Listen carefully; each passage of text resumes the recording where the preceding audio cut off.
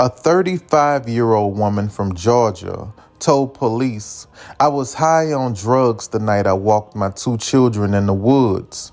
I had been smoking weed and using cocaine. I did it before we went out there, and I did it while we was out there. We went in the woods about 12 o'clock midnight and came out about 12 o'clock the next day. I know we spent the whole night in there for sure." Police said temperatures was in the low 20s and the woman and her kids had on light clothing. And despite the woman telling us she got lost, she had her cell phone on her and it was fully charged. Her 7-year-old son was taken to the hospital and survived, but her 3-year-old daughter could not be saved and she died. She was just arrested a few months ago for slapping her daughter and dropping her on the ground after she got drunk at a bar. And somehow she was given a $5,000 bond and allowed to keep her children. Listen, this is why sometimes I think the system is purposely working against us. You got this woman here that's clearly dealing with a drug and alcohol problem. She went to a bar, got drunk, beat her 3-year-old daughter up, and y'all give her a $5,000 bond and give her children right back to her.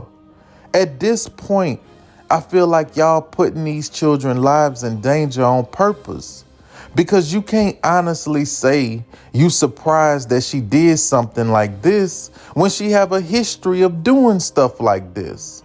And when I say doing stuff like this, I'm talking about doing drugs and putting her kid's life in danger. My thing is this: what's the point of having social services if they don't intervene until the child is dead? It's too late then. It's too late for y'all to bring up her past now. It's too late for y'all to talk about what kind of mom she was to her children, because one of the children are dead and the other one is close to it. She walked them children in the woods for almost 12 hours in 20-degree weather, and they barely had clothes on. And the only time they stopped was to watch her get high.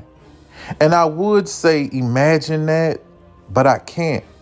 Some of this stuff I be reporting on sound like I'm making it up because it's just that horrible, but it's very much real. And now they got this woman in the courtroom acting all concerned when we know that they not. Because if they was, they would have removed these children from the home when she got drunk at that bar and slapped that little girl in the face and threw her on the ground.